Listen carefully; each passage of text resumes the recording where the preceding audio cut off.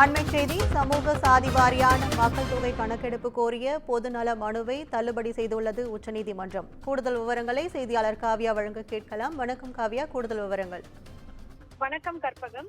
சாதிவாரி கணக்கெடுப்பு தொடர்பான கோரிக்கையை எதிர்க்கட்சிகள், அதாவது காங்கிரஸ், திமுக உள்ளிட்ட எதிர்க்கட்சிகள் நாடு முழுவதும் வலியுறுத்தி வந்த நிலையில் இது தொடர்பான பொதுநல மனுவை தற்போது உச்சநீதிமன்றம் தள்ளுபடி செய்திருக்கிறது.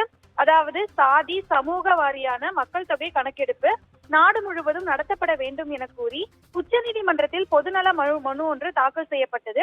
அப்போது 94 நாடுகள், உலகம் முழுவதும் உள்ள 94 நாடுகள் சாதிவாரி கணக்கெடுப்பை நடத்தியுள்ளதாகவும் இதன் மூலம் பல கட்ட மக்கள் அந்தந்த அடிப்படை தளத்தில் இருந்து தங்களது வாழ்க்கை தரத்தை உயர்த்தி கொண்டதாகவும் மனுதாரர் தரப்பில் வாதிடப்பட்டது.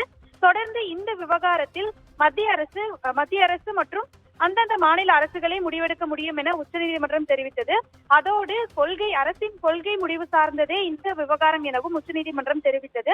தொடர்ந்து இந்த விவகாரத்தில் உச்சநீதிமன்றம் தலையிட முடியாது எனவும் கூறி இந்த மனுவை உச்சநீதிமன்றம் தற்போது தள்ளுபடி செய்திருக்கிறது.